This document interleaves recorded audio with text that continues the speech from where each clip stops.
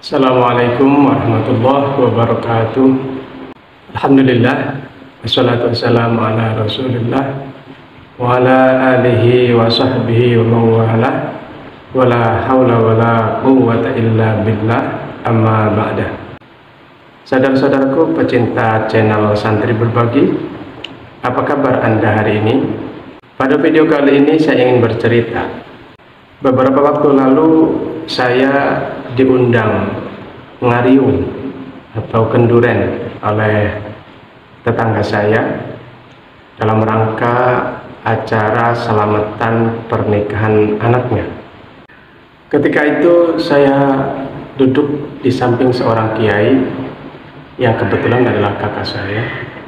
Selesai acara, kiai itu noel saya dan berbicara begini, "Gus, kamu pernah nemu nggak keterangan di sebuah kitab yang membolehkan seorang suami menggauli istrinya pada saat dia sudah berhenti darah haidnya, tetapi dia belum mandi?"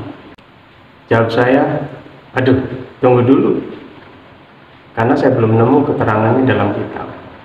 Karena setahu saya, sepaham saya, seorang wanita yang sudah habis masa haidnya atau sudah berhenti darah haidnya, sebelum dia mandi itu tidak boleh untuk melakukan ibadah atau bersenggama dengan suaminya.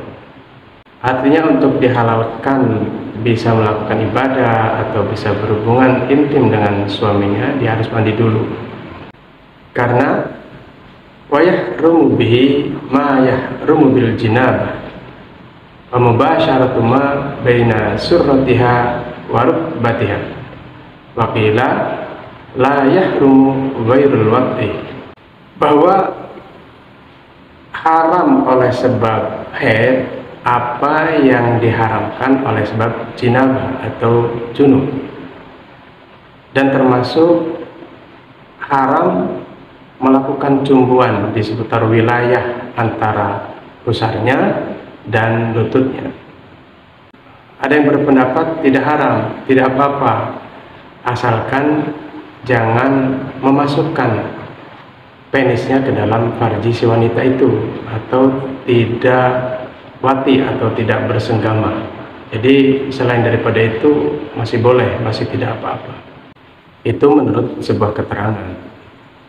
Jadi paham saya, atau saya kira kita pada umumnya, seorang wanita yang dalam keadaan haid, yang belum berhenti darahnya atau belum habis masa haidnya, dan bahkan sudah berhenti tapi belum mandi, maka dia haram untuk melakukan persetubuhan atau berhubungan suami istri, atau haram untuk disetubui. Jadi seorang suami sebelum istrinya itu mandi dari haidnya, itu haram untuk menyetubuinya.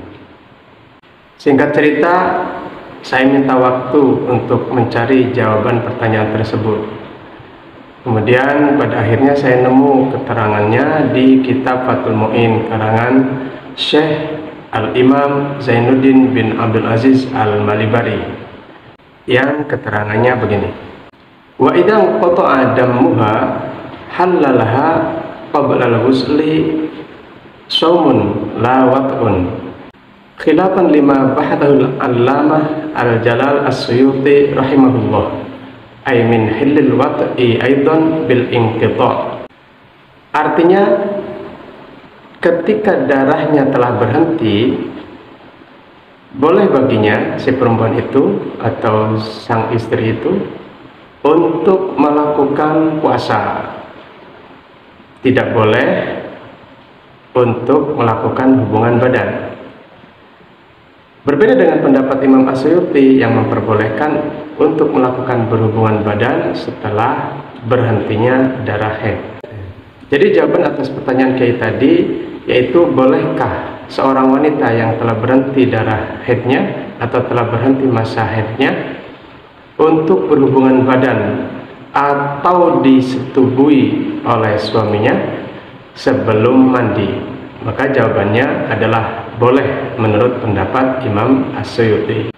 Kesimpulannya, dalam kehidupan bermasyarakat, fenomena seperti ini kadang atau bahkan sering ditemukan.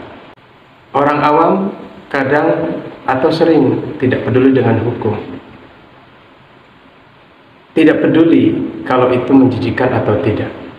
Kita sebagai orang yang tahu hukum perlu menjelaskan ini kepada masyarakat, bahwa wajib hukumnya bagi seorang wanita yang telah berhenti darah haidnya atau telah berhenti masa haidnya untuk melakukan mandi wajib sebelum melakukan kewajiban-kewajiban atau syariat-syariat agama, atau bahkan sebelum melakukan hubungan badan dengan suaminya.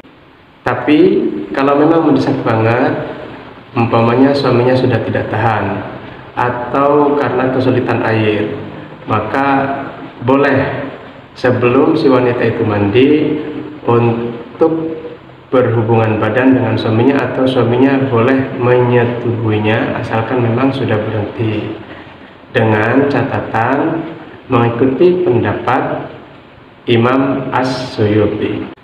Keterangan ini bisa Anda cari dan bisa Anda dapatkan di kitab Fathul Mu'in karangan Syekh Al-Imam Zainuddin Al-Malibari beserta syarahnya kitab I'anatul Talibin karangan Syekh Abu Bakar Uthman bin Muhammad Syafo Ad-Dimyati pada halaman 72 sampai 73 bab sholat cetakan Al-Haramain.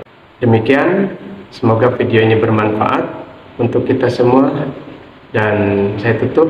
Assalamualaikum warahmatullahi wabarakatuh.